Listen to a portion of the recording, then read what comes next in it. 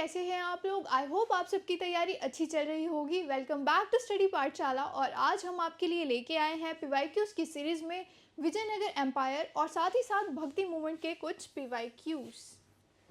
So starting with our first question. हमारा जो first question है वो हमारा पीवाईक्यू है 2021 का। सो फर्स्ट क्वेश्चन बोलता है, according to Portuguese writer Nuniz, the women in Vijayanagara empire were experts in which of the following areas. जो विजयनगर एम्पायर की वुमेंस थी वो किस किस एरियाज़ में एक्सपर्ट थी। तो अगर हम विजयनगर एम्पायर के बारे में थोड़ा सा जानते हैं उससे हमें पता चल जाएगा कि वहाँ की वुमेंस थी वो किस लेवल की थी या क्या क्या काम किया करती थी। तो जो विजयनगर एम्पायर था वो 14th सेंचुरी में फाइंड किया गया था बाय हरिहरा एंड बुका of Sangma dynasty. Sangma dynasty के जो दो रूलर थे हरिहरा और बुका, उनके द्वारा विजयनगर एम्पायर था वो फाइंड किया गया था। अब बात करते हैं विजयनगर एम्पायर की वुमेंस की। जो विजयनगर एम्पायर की वुमेंस थी वो वेल वर्स थी in literature. Widows could remarry, मतलब इतनी एडवांस थी कि वहाँ की जो विडोज़ थी वो उस टाइम पे भी रीमैरी किया करती थी। साथ ही साथ में जो विडोज़ फ्रॉम अपर कास्ट थी और नोबेलिटी थी वो वेल एजुकेटेड थी और हेल्ड हाई पोजीशंस, जो हाई पोजीशंस हेल्ड किया करती थी। According to Portuguese writer, Vijayanagara empire की जो वुमेंस थी वो रेसलर हुआ करती थी, एस्ट्रोलॉजर हुआ करती थी, अकाउंटेंट हुआ करती थी, राइटर हुआ करती थी एंड म्यूजिशियन हुआ करती थी। और उस टाइम पे वो एकमात्र ऐसा राज्य था या एकमात्र ऐसा एम्पायर था जहाँ की जो वुमेंस थी वो which employed women in state services, जो स्टेट सर्विसेज में वुमेन को एम्प्लॉय किया करता था। तो अगर हम देखते हैं तो वो रेसलर थी, एस्ट्रोलॉजर थी, अकाउंटिंग करती थी, सूद सेइंग नहीं करती थी, जिस वजह से आपकी जो फर्स्ट सेकंड एंड थर्ड जो स्टेटमेंट है ऑप्शन है वो करेक्ट हो जाता है। तो first second and third, option number A, first second and third only is the correct answer. Moving to the next one. जो क्वेश्चन नंबर 2 है वो आपका पीवाईक्यू है 2016 का और ये कहता है, regarding the taxation system of Krishna Deva the ruler of Vijayanagar, consider the following statement. Vijayanagar empire के जो रूलर थे कृष्णा देवा, उनके टाइम पे टैक्सेशन सिस्टम से रिगार्डिंग हमें कुछ स्टेटमेंट्स दी हैं, हमें बताना है कि कौन सी सही है या उस टाइम का टैक्सेशन सिस्टम कैसा हुआ करता था।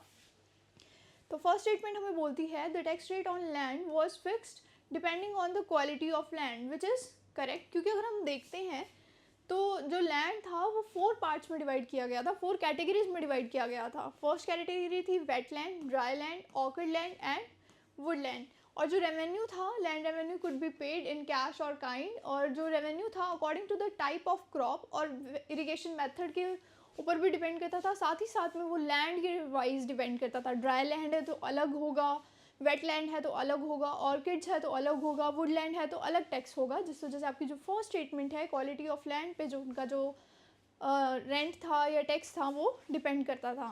वहीं अगर सेकंड बोलते हैं, private owner of workshop paid an industry tax, उस टाइम भी इंडस्ट्री टैक्स हुआ करता था। प्राइवेट जो ओनर है ऑफ वर्कशॉप वो इंडस्ट्री टैक्स पे किया करते थे। तो अगर हम देखते हैं तो उस टाइम पे जो है बहुत सारे टैक्स पे करते थे। शॉपकीपर टैक्स होता था, फार्म और सर्वेंट्स जो वर्कमैन है वो भी टैक्स पे करते थे, और ये सारे टैक्स ऑन प्रॉपर्टी पे करते थे। साथ ही साथ में जो गेजिंग एंड हाउस टैक्स होते थे वो भी होते थे। और जो प्राइवेट ओनर्स होते थे वो कौन सा टैक्स पे करते थे, इंडस्ट्री टैक्स पे करते थे। और हमें यही तो कहा है, private owner of workshop paid an industry tax, जिस वजह से आपका जो सेकेंड स्टेटमेंट है वो भी करेक्ट हो जाता है। तो फर्स्ट और सेकेंड दोनों ही करेक्ट हो जाते हैं, जिस वजह से both 1 and 2 is the correct answer of question number 2। Moving to the next one, which who of the following founded a new city on the south bank of the tributary to river Krishna and undertook to rule his new kingdom as the agent of deity to whom all the land south of the river Krishna was supposed to belong। और ये आपका PYQ है 2015 का। तो कौन सा ऐसा ruler था जिसने न्यू सिटी बनाई थी, फाउंड की थी, कहाँ पे, south bank of the tributary of Krishna river, south bank of the tributary of Krishna river, और जिसने नई किंगडम बना के अपहोल्ड कर ली थी, अंडरटुक कर ली थी। तो जब हम बात करते हैं कृष्णा रिवर की ट्रिब्यूटरी के टाइम, ट्रिब्यूटरी के पास किसने न्यू सिटी एस्टैब्लिश की थी, तो वो है आपके Harihara one, option number C. क्योंकि अगर हम बात करते हैं तो हरिहरा वन जो है वो विजयनगर एम्पायर के फाउंडर भी माने जाते हैं। साथ ही साथ उन्होंने क्या किया था, मिलिट्री एक्सप्लॉयटेशन, स्टार्टिंग में ही उन्होंने क्या कर दिया था, मिलिट्री एक्सप्लॉयटेशन एस्टैब्लिश करके मिलिट्री के थ्रू उन्होंने कंट्रोल एस्टैब्लिश किया था कहाँ पे, Tungabhadra river, valley of Tungabhadra river के पास, जो कि क्या है, एक ट्रिब्यूटरी ऑफ कृष्णा। इससे आपका एक और चीज़ क्लियर होती है कि ट्रिब्यूटरी कौन सी है, कृष्णा रिवर की ट्रिब्यूटरी तुंगभद्रा रिवर, ठीक है। साथ ही साथ में उन्होंने कहाँ इस्टेब्लिश किया था, वैली ऑफ तुंगभद्रा, और हमें कहाँ बोला है, ट्रिब्यूटरी ऑफ रिवर कृष्णा ही तो बोला है, तो कौन हुए आपके हरिहारा। उन्होंने क्या किया था अपना, उसके बाद पहले तो उन्होंने एक कंट्रोल लिया था over the valley of Tungabhadra, साथ ही साथ में उन्होंने एक्सपैंड करना भी शुरू कर दिया था। कहाँ कहाँ, region of Konkan, Malabar coast, इस जगह पे उन्होंने एक्सपैंड करना शुरू कर दिया था। और जैसे ही होसाला के जो किंग है उनकी डेथ होती है, वीरा बल्लाल 3 उनकी डेथ होती है, वैसे ही उन्होंने क्या किया, हरिहारा 1 ने देखा कि पोजीशन खाली है और उन्होंने वेकेट हुआ था या वैक्यूम क्रिएट हुआ था, वहाँ पे उन्होंने अपनी एक सोवरेन पावर जो है वो एमर्ज कर लिया, एस्टैब्लिश कर ली, जिस वजह से आपका option number C, Harihara 1 is the correct answer of question number 3. Moving to the next one, which is question number 4. Saluva Narasimha put an end to the old dynasty and assumed the royal title. और reason हमें बताते हैं कि he wanted to save the kingdom from further degeneration and disintegration. और ये आपका PYQ है 2003 का। तो जब हम बात करते हैं सलुवा नरसिम्हा की, तो उनका टाइम पीरियड रहता है 1431 से 1491 CE या सेंचुरी। तो वो जो एम्परर थे कहाँ के, विजयनगर एम्पायर के, किस डायनेस्टी के, सलुवा डायनेस्टी के। और after the death of Virupaksha राया 1, जैसे विरूपाक्षा राया 1 की डेथ होती है, उनके जो आगे सक्सेसर आते हैं, कौन आते हैं, प्रौधा देवा राया, एक न्यू मोनार्क के रूप में विजयनगर एम्पायर में आते हैं। और वो क्या करते हैं, जैसे ही वो आते हैं वहाँ पे क्या, एक तरह से नेगलेक्ट और एनार्की जो है एक तरह से वहाँ पे एस्टैब्लिश करने लग जाते हैं, जिस वजह से जो ये है सलुवा नरसिम्हा है, उनको कोई रास्ता नहीं दिखता सिवाय मिलिट्री कूप के। तो उनको लगता है कि मिलिट्री कू जो है वो एक ओनली होप है to save the kingdom from dispatch, save the kingdom. तो उनको लगता है कि मिलिट्री कू जो है वो एकमात्र रास्ता है किसको, किंगडम को बचाने का। किस तरह से, एनार्की से, और मतलब जो वो नेगलेक्शन कर रहे थे, नेगलेक्ट हो रहे हैं वो, मतलब काम नेगलेक्ट कर रहे, ढंग से संभाल नहीं पा रहे हैं टेरिटरी को, तो उससे बचाने का सिर्फ एक ही रास्ता था, मिलिट्री कू। और वो मिलिट्री कू करवाते हैं और फिर अपना जो उनको हटा के अपना थ्रोन एस्टैब्लिश कर लेते हैं, और कौन सी, सलुवा डायनेस्टी जो है वो एस्टैब्लिश करते हैं, जिस वजह से आपका असर्शन और रीजन दोनों ही क्या हो जाते हैं, करेक्ट हो जाते हैं। वो डिसइंटीग्रेशन और डीजनरेशन से ही बचाने के लिए ही क्या करते हैं, थ्रोन को, जो पहले वाली किंगडम थी, कौन सी किंगडम थी पहले, कौन सी किंगडम थी, राजा थे जो ये विरूपाक्षा राया 1 और प्रौधा देवा राया जो थे, एक न्यू मोनार्क से बचाने के लिए क्या करते हैं, सलुवा डायनेस्टी को एस्टैब्लिश कर देते हैं, जिस वजह से आपका both A and R R individually true and R is the correct explanation of A is the correct answer. Moving to the next one, question number 5, और ये आपका PYQ है 2003 का. इसमें हमें कुछ स्टेटमेंट्स दी हैं. तो फर्स्ट स्टेटमेंट बोलती है Narasimha Saluva ended the Sangama dynasty. जो पिछली वाली डायनेस्टी थी उसका नाम क्या था, संगमर डायनेस्टी, और उसके राजा कौन कौन थे, विरूपाक्षा और दूसरे प्रौधादेवा राया 1. seized the throne for himself and started the Saluwa dynasty. तो ये तो हमने पहले ही देख लिया कि हाँ उन्होंने संगमर डायनेस्टी के जो थे उनसे थ्रोन ले लिया था, ऑल दो रीजंस कुछ और थे बट ले लिया था, और उसके बाद सलुवा डायनेस्टी जो है वो इस्टेब्लिश की थी, जिस वजह से आपकी फर्स्ट स्टेटमेंट तो है करेक्ट हो जाती है. नेक्स्ट स्टेटमेंट देखते हैं. Veera Narasimha depose the last Saluva ruler and seize the throne for himself. Third statement बोलती है वीरा Narasimha was succeeded by his younger brother Krishna देवा राया. और फोर्थ स्टेटमेंट बोलती है कि कृष्ण देवा राया was succeeded by his half brother Achyuta राया. तो मतलब इन्होंने एक तरह से हमारी क्रोनोलॉजी दी है इन तीनों में, जिसमें ये बोलते हैं कि पहले वीरा नरसिम्हा थे, फिर उसके बाद आते हैं आपके कौन, कृष्ण देवा राया, उसके बाद ये बोलते हैं कि उसके बाद कौन आते हैं, अच्युता राया.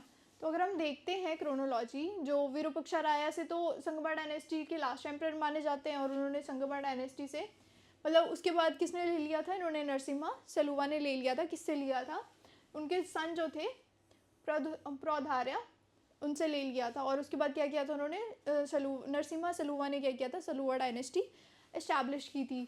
उसके बाद अगर हम देखते हैं Tuluva Narasa Nayaka was the founder of Tuluva dynasty, जो कि किससे, विजयनगर एम्पायर में उन्होंने तलुवा डायनेस्टी इस्टेब्लिश की थी. उनसे किसने लिया था, वीरा नरसिम्हा राया ने लिया था, जिनका रेन था 505 से 1505 से 1519 and become the king of Vijayanagar empire after the death of Tuluva Narasa Nayaka. तो मतलब ठीक है, इसके बाद तलुवा नारासा नायका के बाद किसने लिया आपका, इन्होंने क्या नाम है इनका, वीरा नरसिम्हा। तो आगे आपके वीरा नरसिम्हा सलुवा डायनेस्टी के डिपोज करके, लास्ट किंग को डिपोज करके इन्होंने थ्रोन ले लिया, जिस वजह से ये स्टेटमेंट आपकी करेक्ट हो जाती है। सेकंड ये बोलते हैं सेकंड बोलते हैं ये ही वॉज सक्सीडेड बाय कृष्णदेवराया, जिस वजह से आपकी थर्ड स्टेटमेंट भी है जो वो करेक्ट हो जाती है। क्यों, वीरा नरसिम्हा के बाद इन्होंने क्या कहा है, कौन सक्सीड करते हैं, कृष्णदेवराया। तो आपकी थर्ड स्टेटमेंट भी करेक्ट हो गई, सेकंड भी करेक्ट हो गई, फर्स्ट तो करेक्ट ही थी। थर्ड उसके बाद बोलते हैं कि he was succeeded by Krishnadevaraya and Achyuta Raya, और उसके बाद किसने सक्सीड किया था, Krishnadevaraya was succeeded by his half brother Achyuta Raya, जिस वजह से आपकी जो ये वाली क्रोनोलॉजी इन्होंने हमें दी थी वो आपकी करेक्ट हो जाती है। फोर्थ भी जो आपका है वो करेक्ट हो जाता है, जिस वजह से आपकी चारों की चारों स्टेटमेंट्स जो है वो करेक्ट हो जाती है। तो option number D 1, 2, 3 and 4 are the correct options. Moving to the next one, sixth question, which is a PYQ and 2022. In the medieval India, the term fanam refer to, जो इन मिडिवल टाइम में फनम जो word होता था वो किस चीज़ के लिए refer किया जाता था। तो जब हम देखते हैं फनम जो वर्ड होता था वो दो तरह से होता था, या तो मद्रास फनम या फिर ट्रेवनकोर फनम, और वो एक तरह से करेंसी होती थी issued in the south India. South India में करेंसी इशू की जाती थी मेडिवल टाइम में, उसको कहा जाता था फनम। और फनम जो था वो एक तरह से fanam is defined in the, fanam कहाँ पे मेंशन मिलता है, इंडियन एपिग्राफिकल ग्लोसरी, इसमें जो है वो इसका जो जिक्र है वो मिलता है किसका, फनम का। और साथ ही it can be found on the ancient inscriptions commonly written in Sanskrit, Prakrit और द्रविडियन लैंग्वेज। जो इसका जो और भी इसके जो क्या बोल सकते हैं उनको, अवशेष नहीं, मुझे वर्ड नहीं याद आ रहा, मतलब एक तरह से इसकी जांच या इसका जो क्लैरिफिकेशन है वो हमें कहाँ, कन्फर्मेशन है कि हाँ इस वर्ड को कहाँ यूज़ किया जाता था, ये हमें मिलती है इंस्क्रिप्शन में, जो कि जनरली रिटन थी प्राकृत में, संस्कृत में या फिर द्रविडियन लैंग्वेज में। तो हमने किसको बोलना था, फनम को। फनम को क्या होता था, एक तरह से एक करेंसी होती थी, यानी ये कॉइन होते थे, जिस वजह से ऑप्शन नंबर बी जो है वो आपका करेक्ट हो जाएगा। कॉइन्स को रेफ़र किया जाता था फनम के रूप में। Moving to the next one, which is a PYQ in 2019, और ये question number 7, consider the following statement, Sant Nimbarka was a contemporary of Akbar, और सेकंड हमें बोलता है Sant Kabir was greatly influenced by Sheikh Ahmad Sirhindi. इससे अगर इस क्वेश्चन को देखें, अगर इसको सॉल्व करना है तो हमें दो चीज़ों का पता होना चाहिए, एक तो सेंट निम्बारका के टाइम पीरियड का, दूसरा अकबर के टाइम पीरियड का। और इसको, इस स्टेटमेंट को अगर देखना है तो हमें संत कबीर के टाइम पीरियड का पता होना चाहिए, और साथ ही हमें किसका पता होना चाहिए, शेख अहमद सरहिंदी का पता होना चाहिए। तो अगर हम देखते हैं जो सेंट निम्बारका है, वो निम्बारका जो थे वो 13वीं सेंचुरी के टाइम के फ़िलासफ़र हुआ करते थे, सेंट हुआ करते थे। वहीं अगर हम अकबर की बात करते हैं तो अकबर तो हमारे 1556 से 1605 के टाइम पीरियड में आए थे। और जो निम्बारका थे, जिस वजह से ये वाली स्टेटमेंट तो ऑब्वियसली क्लियरली जो है वो इनकरेक्ट हो जाती है। सेंट निम्बारका काफ़ी पहले आए थे 13वीं सेंचुरी में, जबकि जो अकबर है उनका टाइम पीरियड 1556 से 1605 तक रहता है। और साथ ही साथ में अगर हम देखते हैं, निम्बारका जो है वो एक तेलुगु ब्राह्मण हुआ करते थे, जो बिलीव करते थे जो बिलीव किया जाता है कि वो क्या थे, यंग कंटेम्प्रेरी ऑफ रामानुजा 11वीं सेंचुरी में। और साथ ही साथ में जो थे वो एक टोटल डिवोशन टू, वो बिलीव करते थे total devotion to Krishna and Rama. तो वो अकबर के टाइम के नहीं थे, बल्कि माना जाता है कि वो यंग कंटेम्प्रेरी थे किसके, रामानुजा के। साथ ही अगर सेकंड स्टेटमेंट को देखते हैं, saint Kabir was greatly influenced by Sheikh Ahmad Sirhindi. तो जो ये थे नक्शबंदी सूफ़ी थे, सेंट शेख अहमद सरहिंदी, वो कहाँ के थे, हरियाणा के हुआ करते थे, और उनका टाइम पीरियड था 1624 के आसपास के वो थे। वहीं अगर हम कबीर की बात करते हैं, कबीरदास की बात करते हैं, तो आपके 15वीं सेंचुरी के मिस्टिकल पोएट थे, और साथ ही एक ग्रेट भक्ति सेंट भी हुआ करते थे। तो जिस वजह से आपकी जो सेकंड स्टेटमेंट है वो भी क्या हो जाएगी, इनकरेक्ट हो जाएगी। So neither 1 nor 2 is the correct answer. First भी इनकरेक्ट, सेकंड भी इनकरेक्ट। तो ऑप्शन नंबर डी जो होगा वो करेक्ट आंसर होगा क्वेश्चन नंबर 7 का। वहीं अगर हम सेंट कबीर के बारे में थोड़ा सा और जानते हैं तो सेंट कबीर एक मोस्ट इम्पॉर्टेंट निर्गुणा भक्ति सेंट थे, और साथ ही साथ में वो क्या करते थे, निर्गुणा भक्ताज वर डिवोटीज ऑफ, जो निर्गुणा भक्ता होते हैं वो डिवोटीज होते हैं फॉर्मलेस गॉड के, मतलब उनके लिए गॉड की कोई फॉर्म नहीं है, वो गॉड को कुछ भी मान सकते हैं। मतलब उनके लिए, अब आपने कबीर की वो तो सुनी होगी कि वो क्या करते थे, किसी भी चीज़ को, मतलब पानी में भी भगवान ढूंढते थे, पत्थर में भी भगवान ढूंढते थे, मतलब बहुत फॉर्मलेस गॉड था उनके लिए। उनके लिए गॉड की कोई फॉर्म नहीं थी कि हाँ पर्टिकुलर इसी फॉर्म में होंगे। तो वो क्या है, even while calling him variously as Rama, Govinda, Hari, Raghunath, इस तरह से वो गॉड को बुलाया करते थे। उनके लिए पर्टिकुलर गॉड का कोई वो नहीं होता था कि आजकल होता है ना कि मतलब आजकल क्या हमारे लिए खुद के लिए भी गॉड की कोई ना कोई एक फ्रेम होती है, बट जो ये होते थे निर्गुण भक्ति वाले होते थे, इनके लिए गॉड की कोई फॉर्मलेस गॉड हुआ करते थे, इनके लिए गॉड की कोई पर्टिकुलर फॉर्म नहीं हुआ करती थी। Moving to the next question, with reference to cultural history of India consider the following statement, और ये आपका PYQ है 2018 का।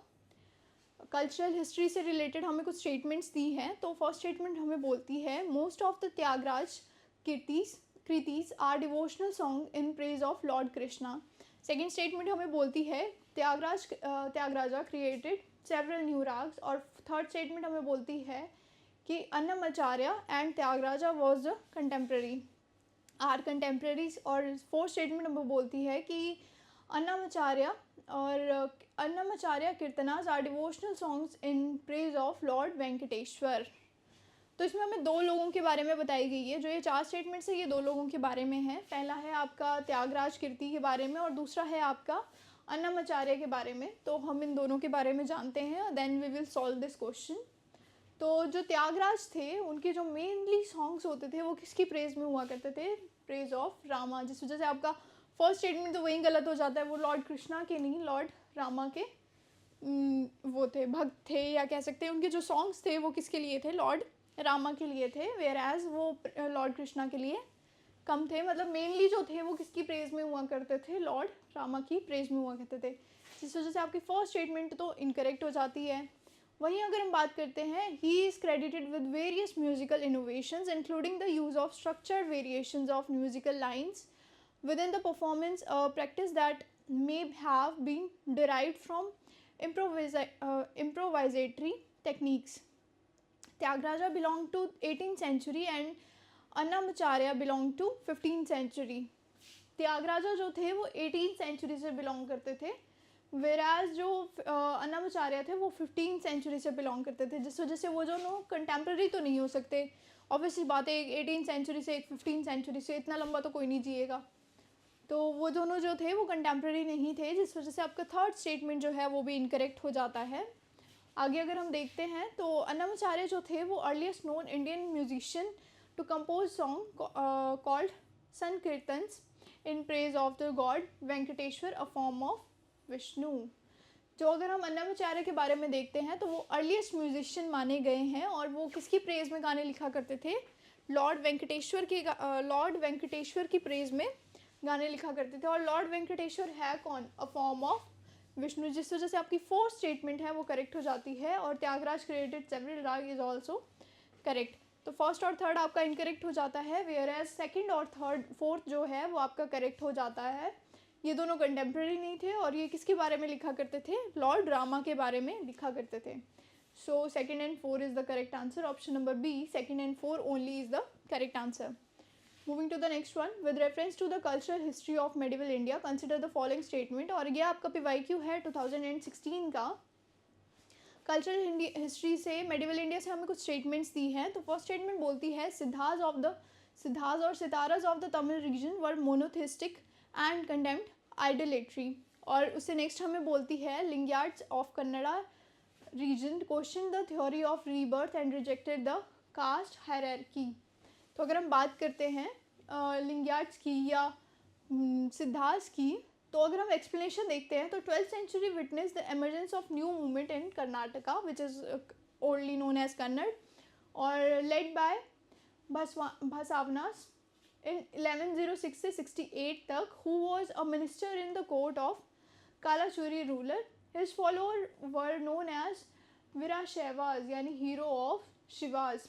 और लिंगायट्स, जो इनके फॉलोअर्स थे ना, न्यू मूवमेंट जो एमर्ज हुई थी कर्नाटका में, जो बसावनास के बारे में, बसावनास ने एमर्ज की थी, उनके जो फॉलोअर्स थे उनको क्या कहा जाता था, वीराशैवाज और लिंगायट्स कहा जाता था। जो कि कौन, लिंगायट्स किसको कहा जाता था, जो कि लिंगा पहनते थे, वेयर ऑफ द लिंगा।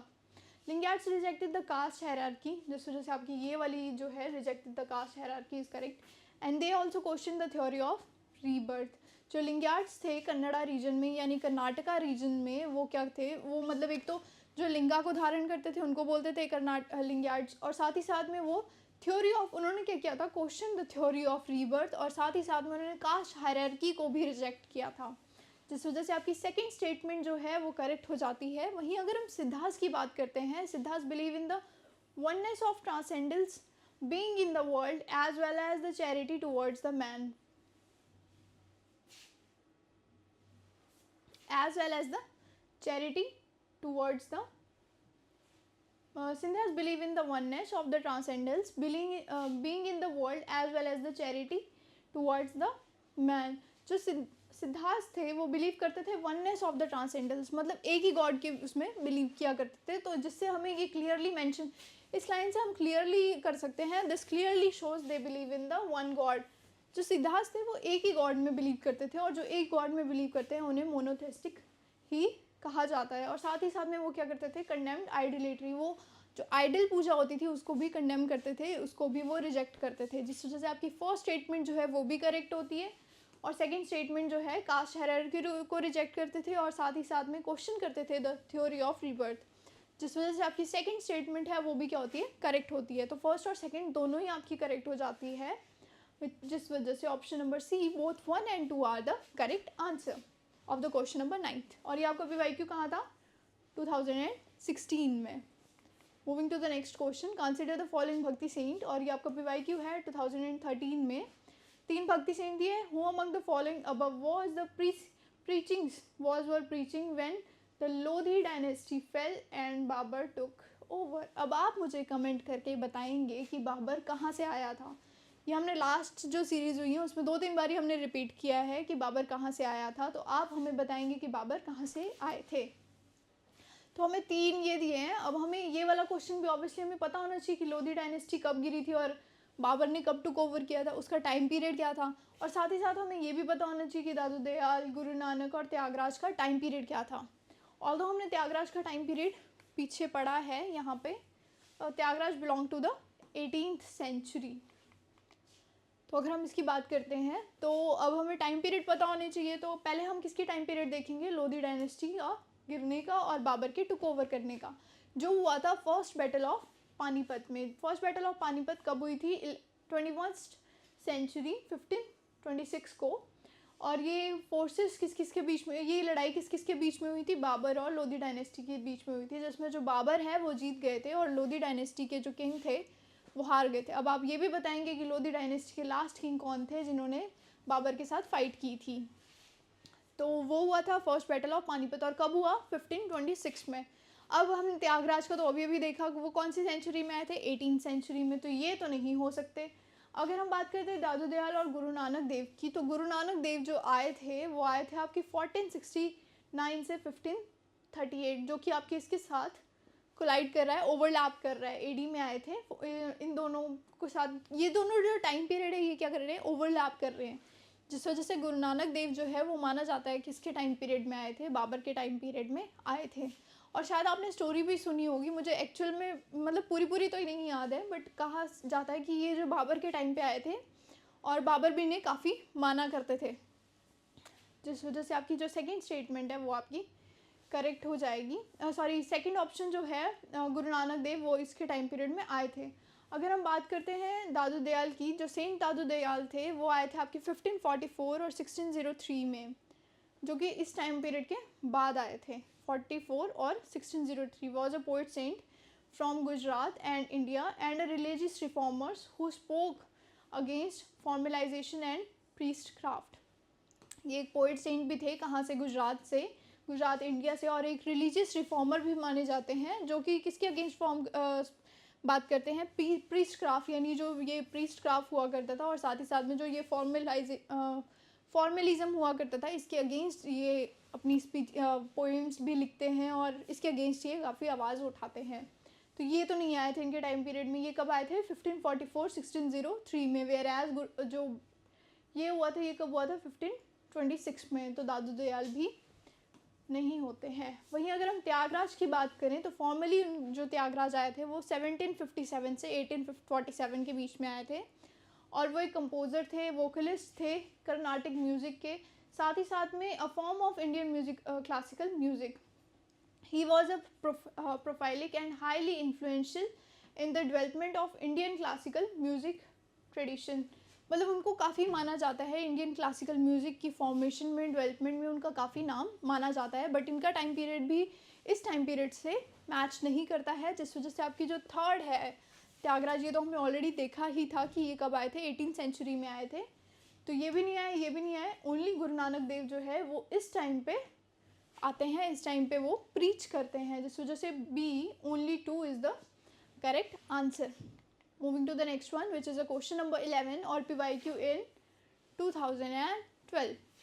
तो with reference to the religious history of medieval India, the Sufi mystic were known to pursue which of the following practice. जब मेडिवल इंडिया की बात करें तो उस टाइम पे सूफीज़म या इस्लामिक जो है सूफीज़म वो काफ़ी ज़्यादा प्रिविलेंट था, तो उनके कुछ वेज थे गॉड को प्रीच करने के उस वे में। तो अगर हम देखते हैं कि उनकी कौन कौन सी वो किस प्रैक्टिस को परस्यू करते थे, मतलब इनमें से कौन सी प्रैक्टिस परस्यू करते थे, तो फर्स्ट हमें बोलती है meditation and control of breath. Second हमें बोलती है severe ascetic exercise in a lonely place. Third हमें बोलती है recitation of holy song to arouse a state of ecstasy in their audience. तो अगर हम देखते हैं सूफीज़म जो है एक मिस्टिकल फॉर्म है इस्लाम की that focuses on the spiritual search of God and shuns materialism, जो मटीरियलिज्म को बिल्कुल नेग्लेक्ट करती है और साथ ही साथ में स्पिरिचुअल सर्च ऑफ गॉड के मतलब स्पिरिचुअल सर्च के लिए, गॉड की स्पिरिचुअल सर्च के लिए काम करती है या फोकस करती थी।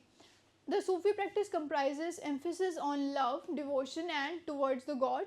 जो कौन कौन सी प्रैक्टिस परफॉर्म करते थे, emphasis love and devotion towards the god, और प्रैक्टिसेस कौन कौन सी, meditation and control of breath practices, जिस वजह से आपकी फर्स्ट स्टेटमेंट तो करेक्ट हो जाती है।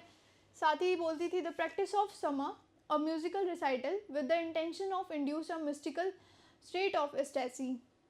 तो ये म्यूजिकल रिसाइटल भी करते थे किसके लिए, तो induce a state of ecstasy in their audience, जिस वजह से वो मतलब कौन कौन सी होगी, पहले तो होगी मेडिटेशन वाली, दूसरी कौन सी होगी रिसाइटेशन वाली, बार बार रिसाइट करना गॉड का नाम, तो वो होली सॉन्ग, सॉरी गॉड का नाम नहीं, रिसाइटेशन ऑफ होली सॉन्ग, तो ये भी हो गई एक प्रैक्टिस, जिस वजह से आपकी थर्ड भी करेक्ट हो जाती है।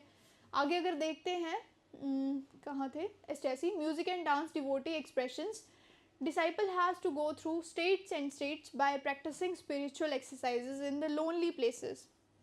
और ये कहाँ प्रेफर करते थे इनको, मतलब मेडिटेशन के लिए तो ऑब्वियस सी बात है कि हमें कौन सा प्लेस चाहिए होता है, लोनली प्लेस ही चाहिए होता है। और साथ ही साथ में ये मेंशन है कि जो सूफी सेंट्स हुआ करते थे वो स्टेट बाय स्टेट घूमते रहते थे, क्यों, एक लोनली प्लेस की तलाश में, ताकि वो किसको, इनको एक्सरसाइजेस को या इनको मेडिटेशन को, इन चीज़ों को, रिसाइटेशन को प्रैक्टिस कर सके। तो आपका ये वाला जो स्टेटमेंट है वो भी करेक्ट हो जाता है। तो ऑल 3, 1, 2 and 3 मेडिटेशन भी करते थे, एक्सरसाइज भी करते थे और रिसाइटेशन भी करते थे गॉड को पाने के लिए, या बोल सकते हैं कि अपनी उनकी भक्ति करने का ये तरीका हुआ करता था। और वो भक्ति कौन सी करते थे, सर्च, और वो फोकस किस चीज़ पे करते थे, spiritual search of God, materialism को छोड़ के वो स्पिरिचुअल सर्च ऑफ गॉड की पे ज़्यादा फोकस करते थे, और उसको परफॉर्म करने के लिए वो इन तीनों चीज़ों की प्रैक्टिस किया करते थे, जिस वजह से आपका D first, second and third जो है वो तीनों ही करेक्ट हो जाएगा।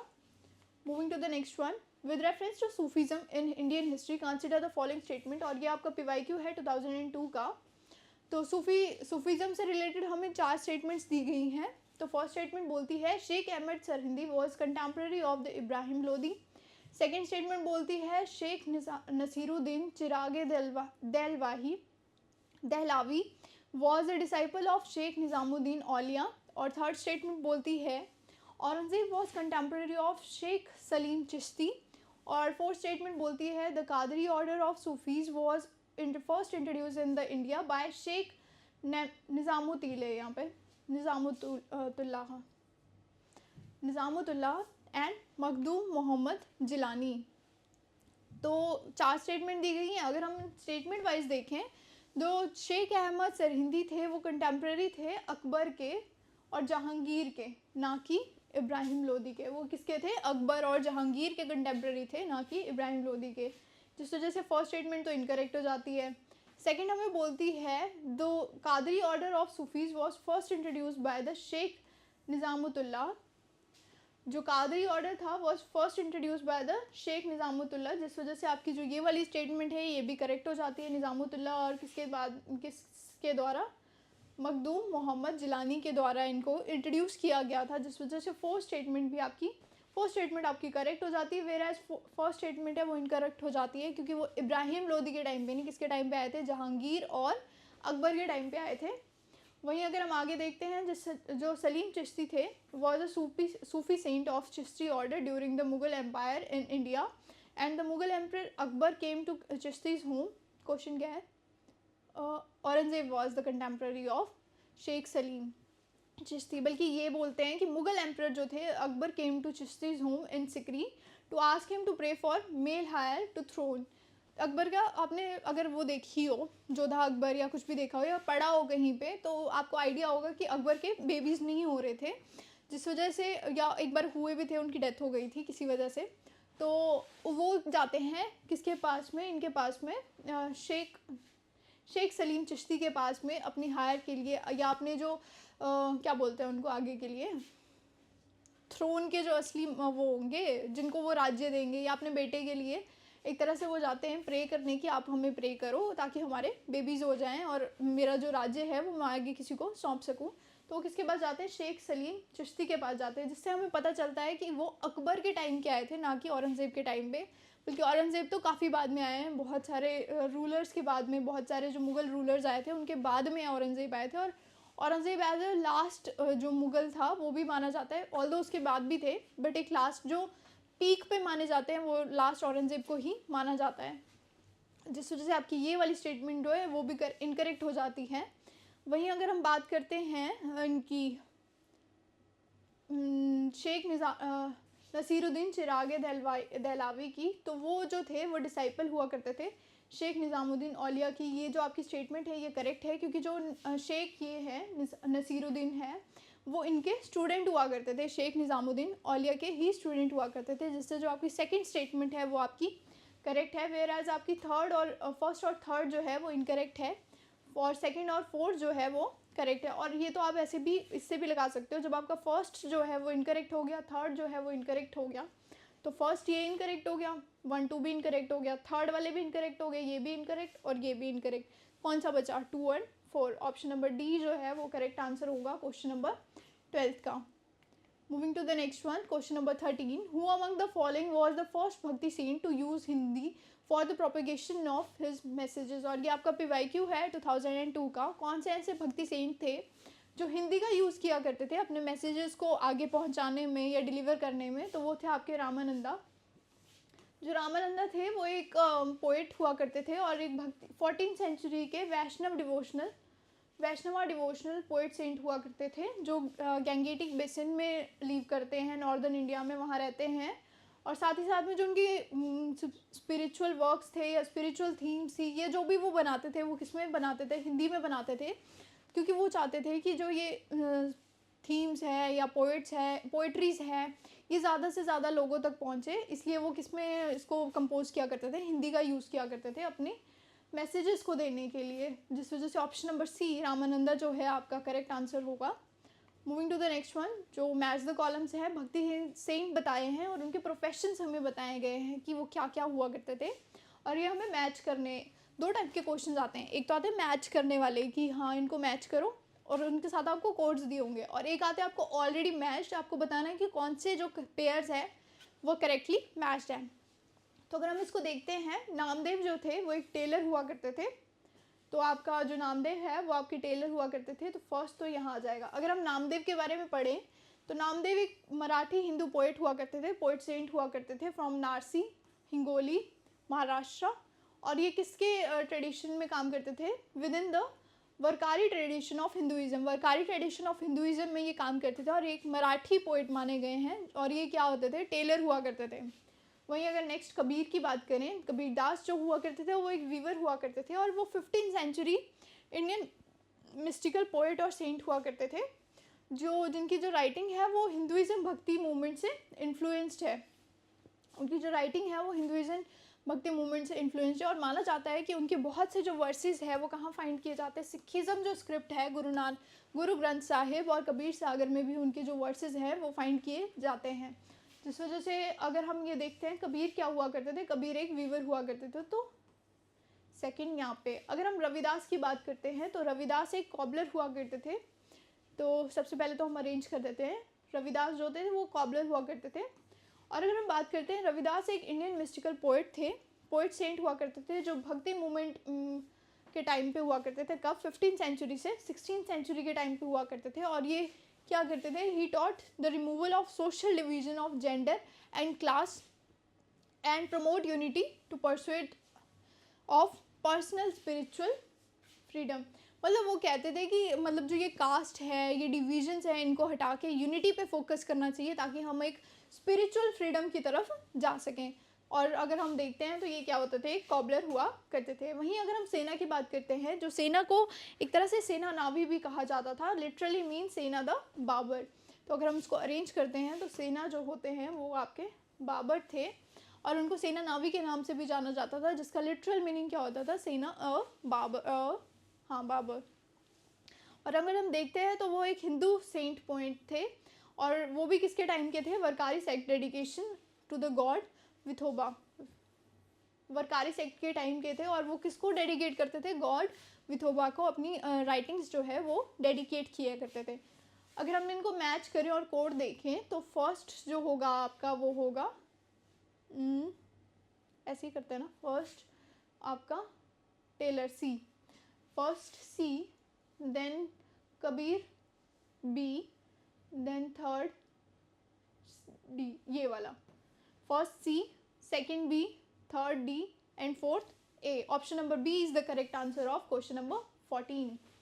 Moving to the next one which is an assertion and reason, और ये आपका PYQ है 1997 का। तो असर्शन हमें बोलती है the sponsor and the most prominent figure of the Chishti order of Sufis in India is Khwaja Moinuddin Chishti. और रीज़न हमें बोलता है जो Chishti order takes its name from the village Chishti in the Ajmer, which is incorrect. कैसे? देखते हैं। जो चिश्ती ऑर्डर हुआ करता था, चिश्ती ऑर्डर इज़ अ तरीका और एन ऑर्डर और अ school with in the mystical Sufi tradition in Sunni Islam. The Chishti order is known for emphasis of love, tolerance and openness, और it began in Abu Ishaq Shami. और ये किसने begin किया था? किसके द्वारा बिगेन किया गया था? अबू इशक शामी। कहाँ पे? चिश्ती में। और चिश्ती कहाँ था? A small town in Herat और अफ़गानिस्तान। चिश्ती जो हुआ करता था वो अफ़गानिस्तान में हुआ करता था, ना कि अजमेर में। तो आपकी जो सेकंड जो रीज़न है वो तो आपका इनकरेक्ट हो जाता है। साथ ही अगर हम देखते हैं, इंडिया में जो ख्वाजा मोइनुद्दीन चिश्ती हुआ करते थे, उन्होंने चिश्ती ऑर्डर इंट्रोड्यूस किया था। कहाँ किया था? अजमेर में। उन्होंने अजमेर में इंट्रोड्यूस किया था, ऑल्दो उनका जो नाम था, चिश्ती ऑर्डर जो नाम है वो कहाँ से लिया गया है? अफ़गानिस्तान से लिया गया है। तो जो ये है अजमेर में इंट्रोड्यूस किया था। कहाँ पे? अजमेर कहाँ है? राजस्थान, इंडिया में।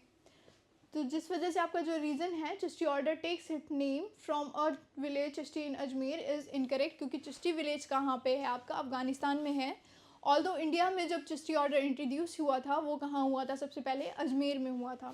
जिस वजह से आपका जो असर्शन है वो तो ट्रू है, बट आपका रीज़न जो है वो फॉल्स हो जाता है, जिस वजह से आपका option number C, A is true but R is false, is the correct answer of question number 15. Moving to the next one, the Sufi saint who maintained that devotional music was one way of coming close to God was 1996 का ये PYQ है। और Sufi saint इसमें बात की गई है कि कौन से ऐसे सूफी सेंट थे जिन्होंने डिवोशनल म्यूज़िक जो है वो इस तरह से मेंटेन किया था कि वो एक तरह से मतलब वो समझते थे म्यूज़िक को कि वो क्या है? One way of coming close to the god, god के नज़दीक जाने का एक तरीका है। तो जो इसका आंसर है वो आपके हैं बाबा फरीद। बाबा फरीद और शेख फरीद जो थे वो एक पंजाबी सुन्नी मुस्लिम थे, मुस्लिम प्रीचर थे, और वो बिल्कुल डिफरेंट या फिर बोल सकते हैं रिवर्ड और डिस्टिंग्विश्ड मुस्लिम मिस्टिक्स थे उस टाइम के, जो भी मतलब मुस्लिम प्रीचर हुआ करते थे या मुस्लिम मिस्टिक्स हुआ करते थे, उनसे बिल्कुल डिफरेंट थे। और वो क्या मानते थे, वो मानते थे कि म्यूज़िक जो है वो एक तरह से एक वे है गॉड के नज़दीक जाने का। गॉड को अपना मतलब गॉड को अपना बनाने के लिए म्यूज़िक एक वे है, या गॉड के नज़दीक जाने का म्यूज़िक एक वे है, जिस वजह से इसका जो आंसर है बाबा फरीद वो करेक्ट हो जाता है। ऑप्शन नंबर बी जो है क्वेश्चन नंबर 16 का करेक्ट आंसर होता है। So well that's all from my side. Hope आपको ये जो सीरीज़ है ये काफ़ी हेल्पफुल हो रही होगी और आपको मतलब काफ़ी हेल्प मिल रही होगी इस चीज़ से। आपकी जो हिस्ट्री है, मैक्सिमम जो हिस्ट्री है, टॉपिक्स है, आपको क्लियर हो रहे होंगे। थोड़ी थोड़ी तो स्टोरीज भी रिमाइंड हो रही होगी, मतलब अगर हम ना भी पढ़ें या पढ़ लिया है तो उसके साथ साथ आपकी रिवीजन चल रही होगी। और अगर नहीं पढ़ा है तो आपको टॉपिक्स का आइडिया लग रहा होगा कि हाँ हमें कौन से टॉपिक्स पढ़ने चाहिए। तो मुझे लगता है ये सीरीज़ आपके लिए काफ़ी हेल्पफुल है और आपको देखनी चाहिए जब तक ये चल रही है। Well that's all from my side. आज के लिए इतना ही। Well thank you for have a nice day.